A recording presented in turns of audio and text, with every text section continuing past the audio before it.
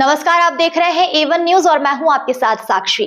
आइए रुख करते हैं तमाम बड़ी खबरों की ओर। नेताजी सुभाष चंद्र बोस अगर रहते तो उनको भी SIR का नोटिस भेजते। आज करीब 1.5 करोड़ लोगों को नोटिस भेजे और प्रमाण पत्र दिखाना पड़ेगा। यह लोग देश की मतदानकारी है। पश्चिम बंगाल की कोलकाता में नेताजी सुभाष चंद्र बोस की भतीजा चंद्र बाबू को भी SIR का नोटिस भेजे चुनाव अधिकारी ने और इसको लेकर बड़े बवाल शुरू हो गए हैं। पश्चिम बंगाल की कोलकाता मैदान क्षेत्र से नेताजी सुभाष चंद्र बोस की जन्मतिथि का समारोह पर भाग लेते हुए बंगाल की मुख्यमंत्री ममता बनर्जी ने नेताजी के स्टेचू पर माला चढ़ाई। इसके पश्चात ममता दीदी ने केंद्रीय सरकार और चुनाव अधिकारी के खिलाफ कड़ी से कड़ी आवाज उठाने को कहा है और कहा करीब 100 के ऊपर लोगों ने SIR को लेकर कहा है कि हमारे नाम काटे गए और फिर चुनाव अधिकारी केंद्रीय सरकार के खिलाफ कार्रवाई क्यों नहीं की गई, यह सवाल दीदी ने उठाया है। देखिए ममता दीदी ने क्या कहा। बंगाल से शांतनु बनर्जी की रिपोर्ट। आज के पदे पदे সেই সংবিধানকে লাঞ্ছিত করা হচ্ছে, মানুষকে বঞ্চিত করা হচ্ছে, অধিকার কেড়ে নেওয়া হচ্ছে, গণতন্ত্রকে উলঙ্ঘিত করা হচ্ছে, গণতন্ত্রকে লঙ্ঘিত করা হচ্ছে। আজকে কি সুভাষচন্দ্র বসু বেঁচে থাকলেও তার নামটাও তাকে হিয়ারিংয়ে ডাকা হতো না? লজিস্টিক্যাল ডিসক্রিপেন্সি বলে তাকেও ডাকা হতো, কৈফিয়ত চাওয়া হতো আপনি ভারতীয় কিনা। চন্দ্রবাবুকে তো অলরেডি ডেকেছেন, 1,38,000 মানুষকে ডেকেছেন।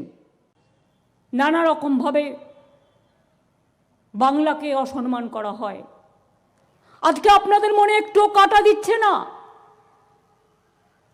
একবারও ছোটদের মনে হচ্ছে না?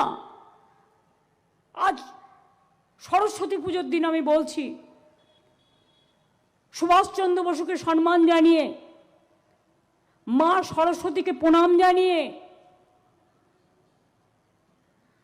110 জনের বেশি মানুষ মারা গেছেন।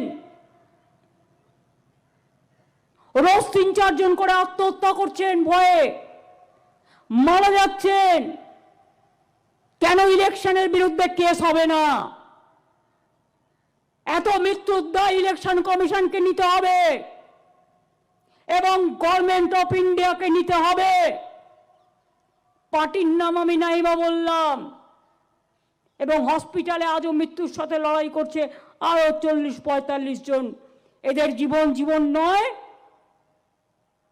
স্বাধীনতা দিয়ে দেশকে ফাঁসির মঞ্চে গান গেয়ে নবসংস্কার দিয়ে আজ এতদিন পরে আমাদের প্রমাণ করতে হবে আমরা ভারতবর্ষের ভোটার কিনা। সিটিজেনশিপে একটা আলাদা और वोटर आलादा, दुटोर मध्य पार्थक्य करे फेलछे। फिलहाल खबरों में इतना ही। तमाम खबरों के लिए बने रहिए हमारे साथ।